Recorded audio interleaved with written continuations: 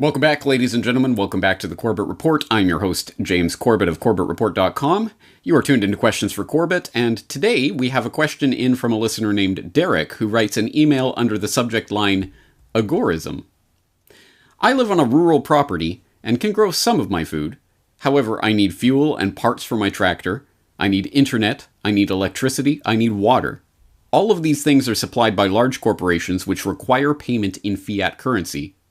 Are there ways of addressing these dependencies, as their supply can be switched off at any time by the controllers as retribution for non-compliance?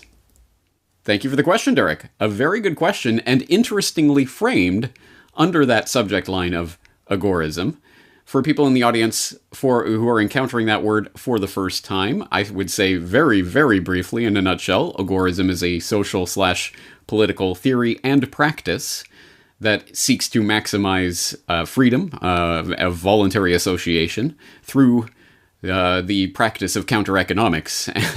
If that doesn't quite answer your question of what is agorism, then I will point you, as always, in the direction of an Agorist primer by Samuel Edward Konkin III, available completely for free online. I'll point you to one of those resources. And I will also ask you to type agorism into the search bar of CorbettReport.com, where you will find plenty of interviews, podcasts, and articles that I've written on the subject in the past. But for today's purposes, I am going to interpret Derrick's question and the framing of this question under that heading of agorism as an attempt to maximize the space for counter-economic practice within society, or as the normies would say, self-sufficiency. Is self-sufficiency possible, and how do I go about it given these limitations? Now, I think there's a couple of things to address here. One is the very practical questions that Derrick raises, and these are the practical questions that people will start to encounter when they start to try to apply counter-economics in their own life to achieve an agorist society. But there's also the sort of deeper, more philosophical question, is self-sufficiency of this kind really possible at all, or is it a pipe dream? And if so, what does that mean? So I have a lot to say on this subject, and in fact, I have spoken about this here and there in various places over the years, so let's consolidate that into this edition of Questions for Corbett, so it's a one-stop handy resource for this. And as I say, I have a lot to say about this, but I also know people with a lot to say about this, and people who know something about what they're talking about, like, say, Sal The Agorist. Oh, you might know Sal The Agorist, aka Sal Mayweather on Twitter. That's how I originally encountered him, but he does have a website, saltheagorist.com, where he runs the Agorist podcast, where he talks about agorism and related matters on a regular basis. I hope you are tuning in. If not, follow the link in the show notes, and you can do so. But recently I had the chance to talk to Sal the Agorist about this question. I posed the question to him, and this is his response. Well, I guess my advice would be always to hold sound money and then convert it right before the time of purchase. So whether that's gold or silver or cryptocurrency, that's what I would do. And I think the easiest way to do that is with a crypto debit card, something like BitPay or the Crypto.com card, but that is a heavily KYC process.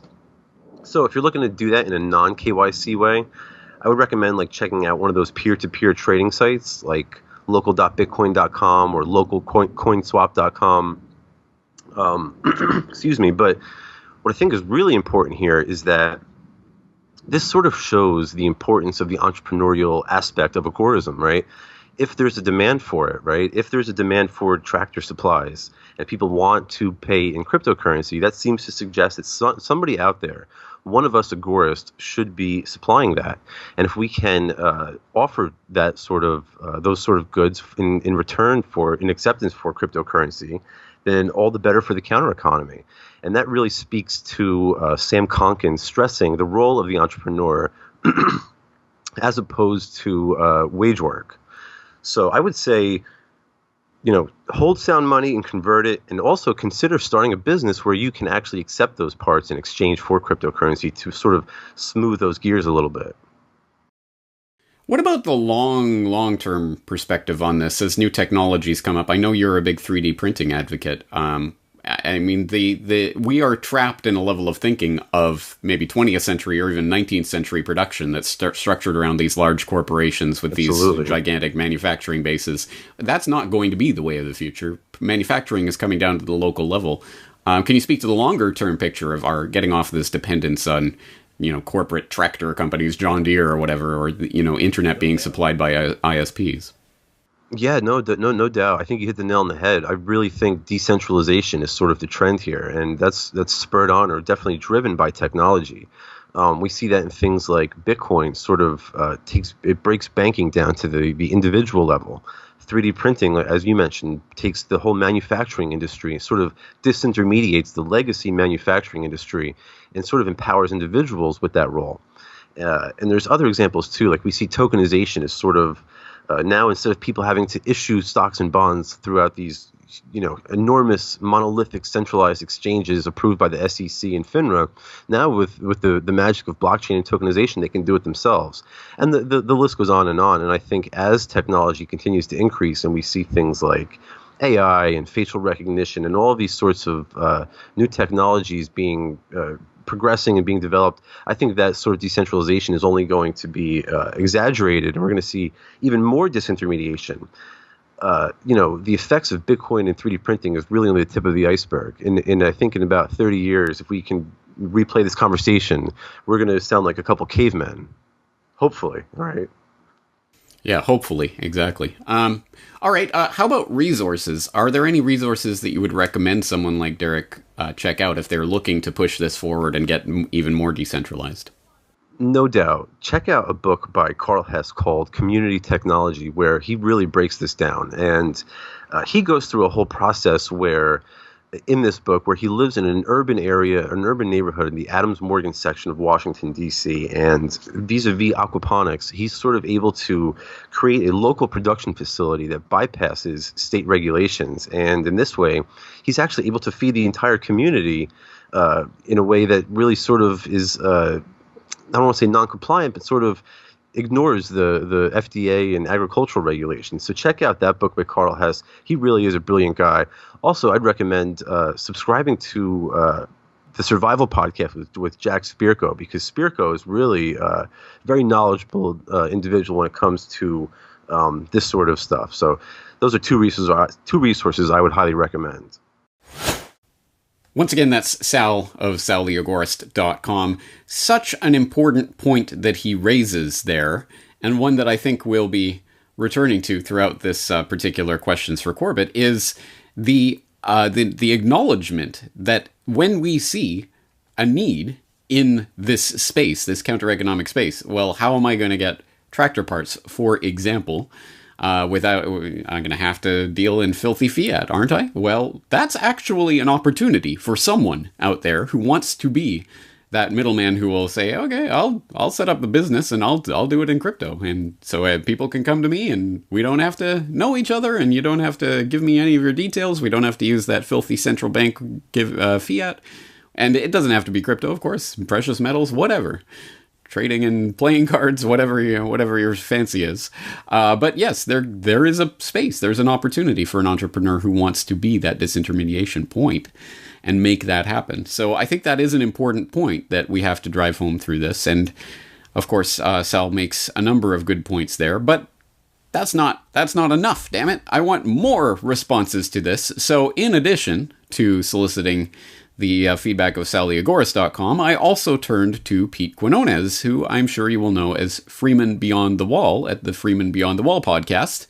If you don't, once again, well, this is your lucky week. You're getting all these new podcast suggestions. I will put the link to Freeman Beyond the Wall in the show notes so you can go there and subscribe and get informed with Pete Quinones and his interesting guests. Always some very interesting conversations on his podcast, and he is an agorist, a practicing agorist, and he talks about it quite a lot. So once again, I put Derrick's question to him about the various ways that Derrick can disintermediate the system and find some counter-economic self-sufficiency.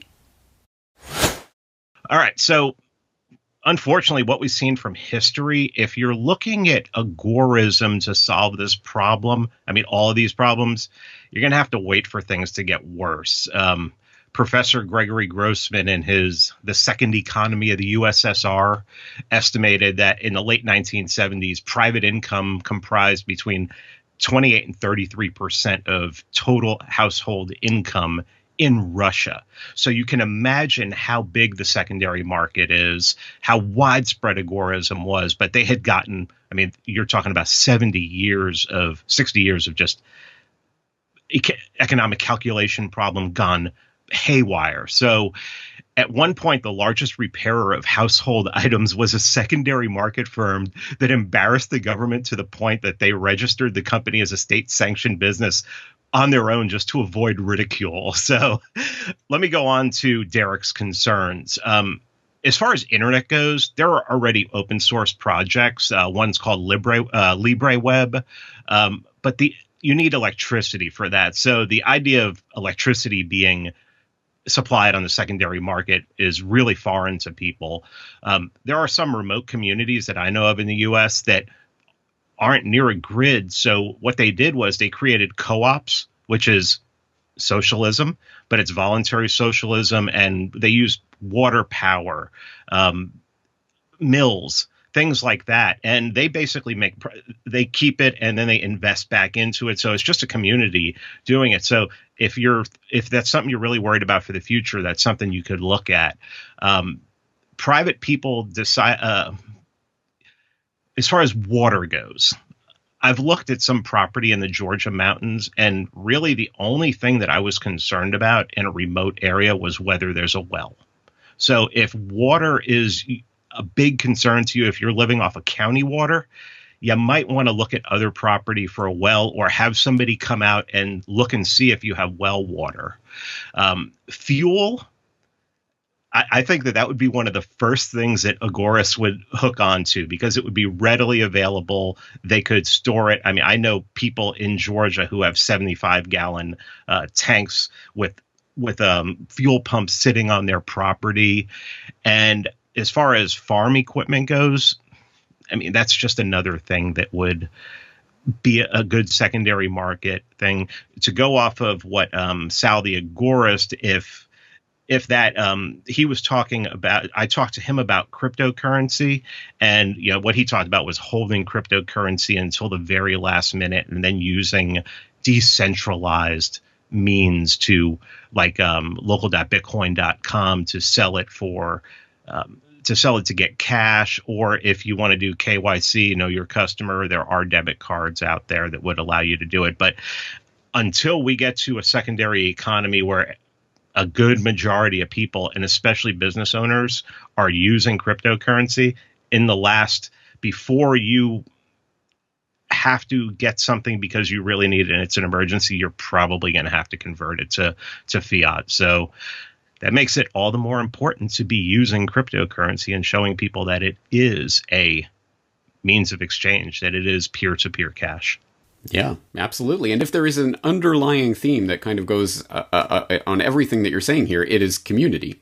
That there's no way you're going to be able to do this by yourself. Obviously, this is about interaction and transaction. You're going to have some form of community that A, is even aware of the importance of this, and B, knows how to do this, whether that's trading in crypto or supplying their own electricity or water or what have you. The know-how has to be there, and it has to be consciously done for a specific purpose. Can you speak to that idea of community and how that might be sort of the baseline of what agorists need to be constructing?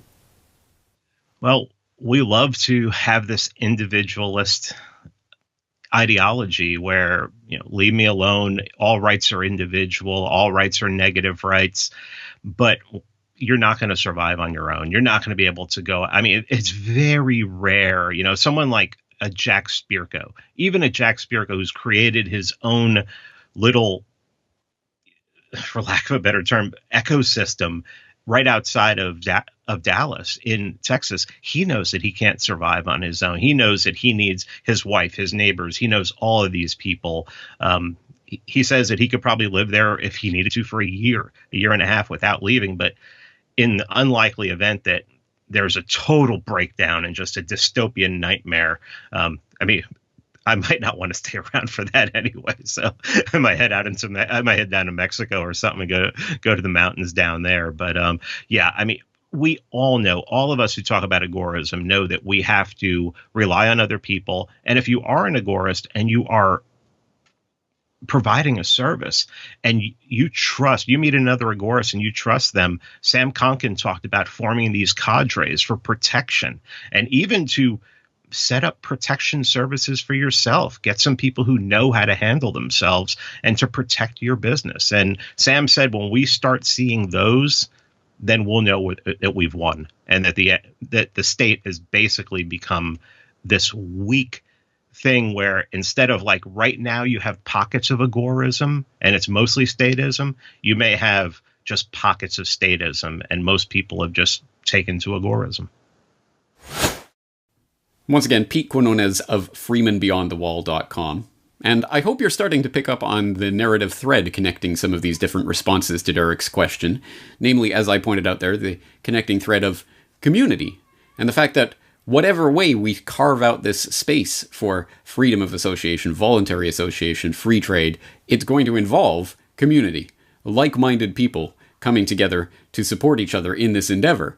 If that sounds paradoxical to you, then I submit that you have been subject to either brainwashing of a certain sort, or at the very least you have listened to too many straw man arguments. So these agorists or these self-sufficiency people, these survivalists, whatever, they are only interested in being Unabombers out living in the woods, living on bugs and rainwater, and they don't want any association with anyone. No, that's nonsense.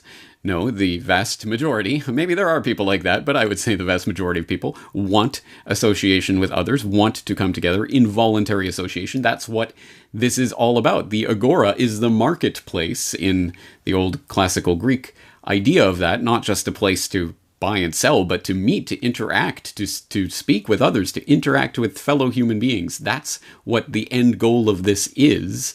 This is about reaching that space in society where we can freely interact with each other. So it's going to require building communities. And in fact, that might be the ground level of what we need to do in order to achieve and carve out that space for maximalized counter-economic practice. But before we get too airy-fairy with the philosophical stuff, let's keep ourselves grounded here. We have another guest respondent here answering Derrick's question. This time, Ernest Hancock, who I'm sure some of my audience will know as the host of the Declare Your Independence radio program. He also runs freedomsphoenix.com. But perhaps you do or do not know, he's also running the Love Bus Liberty Tour. And if you do not know about it, you can find more information at the Love Bus Liberty Tour homepage. I'll link up in the show notes. But long story short, for people who don't know, Ernest Hancock has been around for many years in the movement in various forms, and in fact created the Lovolution logo that Ron Paul used the Ron Paul movement in 2008 was using quite a bit, and does a lot of activism along those lines. Well, this year for 2020, it was his plan to basically sell his home and move into a mobile bus-like unit that they could drive, him and his wife would drive all around the country, spreading the word, in this case specifically focusing in on vaccine choice and vaccine education, and some real information about vaccines and their harms, which is interesting because all of this was, he selected and committed himself to doing this, all of this last year, maybe even before that, but at any rate, before all of the scamdemic of this year unfolded. So a very interesting and very timely tour that Ernest Hancock is engaged in. And for those who don't know, he is continuing to do his operations, run his radio show, etc. from the road in his little RV. And I say little, but in fact, I don't know the size of it, but it's spacious enough to have a little studio in there. So it's quite an operation. And it's interesting because it sort of focuses in on that self-sufficiency dynamic, because energy and water and food and supplies, they have to take them with them. And to the extent that they can, they have to be self-sufficient for days, sometimes perhaps potentially even weeks at a time.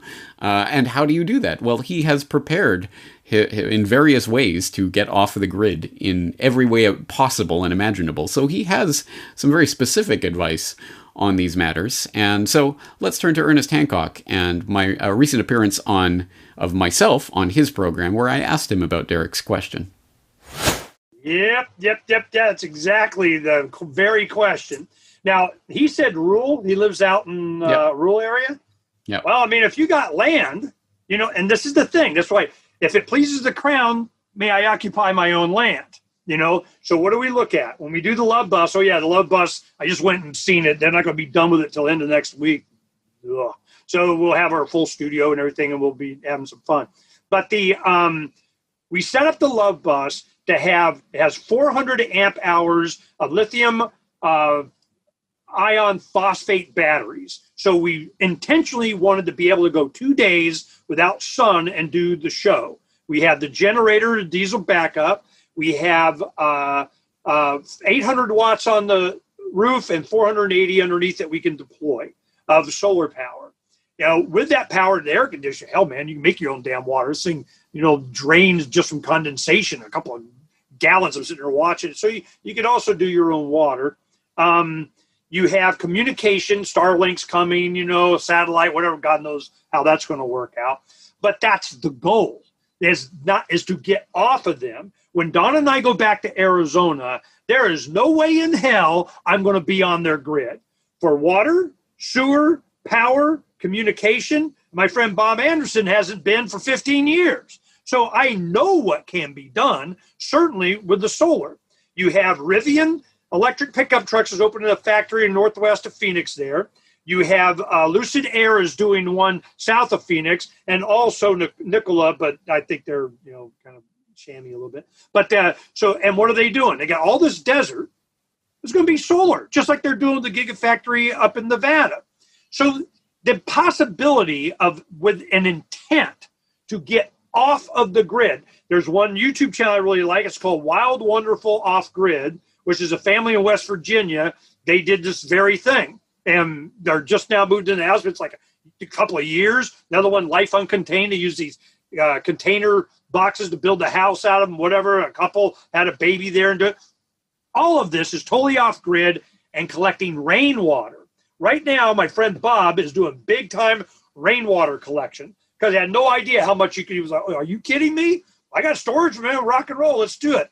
So the thing is you go to pirateswithoutborders.com. You go to the top and it'll have communication, energy, food, shelter, automation, transportation up there, and the technology that's in there. You scroll through it and you'll go, these are the technological advancements that able for the individual to do exactly what he needs to do, which is get off of their grid. So we have a T-shirt that says with our pirate ship on it, it says above the grid. We're not off the grid. We're above the grid, man. We do what grid? So it's a mindset. And if he's not striving to do that, then you're just a victim. Of course, well, they do then. They'll turn off. You damn skippy they will. So get off.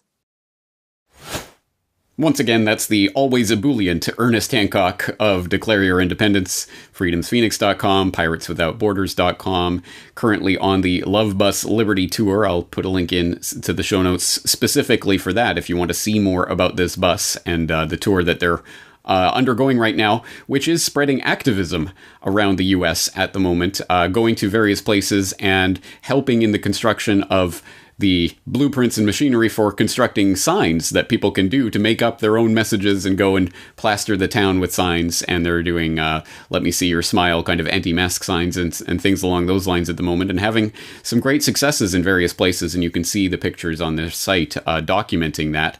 So there are some practical things that are coming out of this, and Ernie gives some practical pieces of information about the incredible technologies that are coming into view to further decentralize the system and bring more power, sometimes literally electricity power, into the hands of the average individual. We do not need this massive manufacturing, capital-intensive, industrial era state that has been created with all of the various apparatus and baggage that comes along with that, and the central bank dictating every transaction through their medium of exchange that only you can only trade in our fiat money. No, there are many, many ways to get off the grid or above the grid, as the case may be. And Ernie documents that at pirateswithoutborders.com and all the various different ways that you can do about that, the different technologies that are coming about, transportation, communication, energy, water, these types of things. So there's a lot of information out there for people who aren't keeping their finger on that pulse. And let me direct you to another source of information that I hope my longtime listeners will be familiar with, very specifically to answer specifically Derrick's point about farm equipment, tractors, and those sort of things. Well, I have to purchase them from these giant corporations in fiat money. They have to be supplied by these giant corporations with the fiat currency. Well, yes, and as Sal and Pete and others are talking about, well, we're going to have to create, there's an entrepreneurial opportunity there for people who want to disintermediate that and become the crypto middleman to that sort of market for people who are in that market. But actually, that isn't the end goal of all of this. No, again, the end goal is to get rid of these gigantic corporations that have their virtual monopolies on these incredibly capital-intensive manufacturing processes, like making tractors and those sort of things. This is not the kind of thing you can do in your garden tool shed. Is it?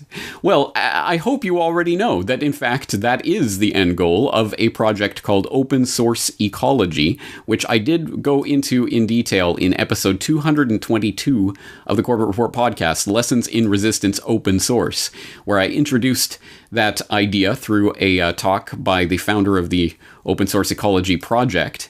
And I further elaborated that and gave it a shout out in Open Source Solutions, an open source investigation where the Corbett Report community engaged in an open source investigation of different open source solutions, including Open Source Ecology.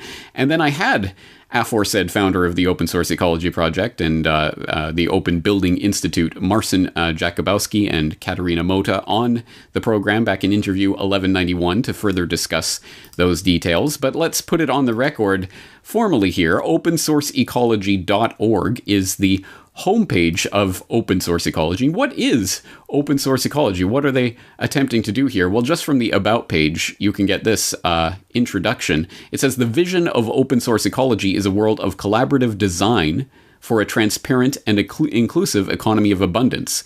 An open source Libra economy is an efficient economy which increases innovation by open collaboration.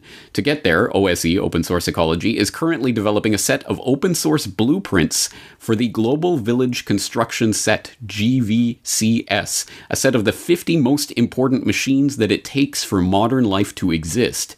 Everything from a tractor, to an oven, to a circuit maker. In the process of creating the GVCS, OSE intends to develop a modular, scalable platform for documenting and developing open source Libra hardware, including blueprints for both physical artifacts and for related open enterprises. And they go on from there, and there's a lot of information, including, again, this is not just a pipe dream, pie in the sky, just wish list stuff. There is a global village construction set, which is under development, and there are various pieces of that set that are already available to go, and some that are in the planning stages, some in the design, some in the prototype stages, but you can see them all. Everything from a micro house, which I did talk about in interview 1191, to a micro combine, electric motor generator, open source welder, universal rotor, universal power supply, open source truck, heat exchanger, modern steam engine, spader, universal seeder, plasma cutter, industrial robot, metal rolling, hay cutter. I mean, all of these various instruments, they are developing the open source blueprints that you will be able to use to create your own machinery. 50 of the most important basic pieces of machinery for modern life to exist that will be open and freely available, and you'll have the blueprints at your fingerprints. That is the absolute end goal of this, is not to envision some world where, oh, maybe we can buy from these gigantic mega behemoth corporations through crypto or something like that. No, we can actually collaborate to help design these processes that are now available at the individual level. And once again, this is not pie in the sky, some sort of, future many thousands of years off. This is happening right now. And I note that, unfortunately, by the time this Questions for Corbett is released, you will have just missed the latest open source microfactory build camp, which is taking place right now. There's 3 weekend shops. They take over 3 weekends, starting a couple of weeks ago and finishing up this weekend as I release this podcast. So you've just missed it, but you can at least see the YouTube introduction, Open Source Microfactory Steam Camp invitation, where they show you the Steam Camp and what it is they do, which is taking place remotely at the moment, but I'm sure they will have other opportunities for such camps in the future, so you can follow Open Source Ecology for that. And that's just one example of what can happen in this age where we can share this information. Everyone through decentralized peer-to-peer networks can share and collaborate on these gigantic open source projects to bring all of this knowledge together so that people can take and harness the power of all of these great minds coming together at the individual level, and again, not just get off the grid, but create a completely different idea of what a grid means. Once again, the straw man argument is that, these agorists and self-sufficiency, these survivalists, they just want to live, in the woods by themselves and never meet another human. That is nonsense. That is garbage. That is a straw man argument. No, of course, human beings want community. They want to come together for voluntary interactions. That's what agora means. That's what it is about. Agora, not just the sense of the marketplace in terms of economic transactions, but in terms of people coming together, interacting with each other. That is the goal of agorism, and that is what we're working towards. And Open Source Ecology and other projects like that are helping to make that an actual lived reality.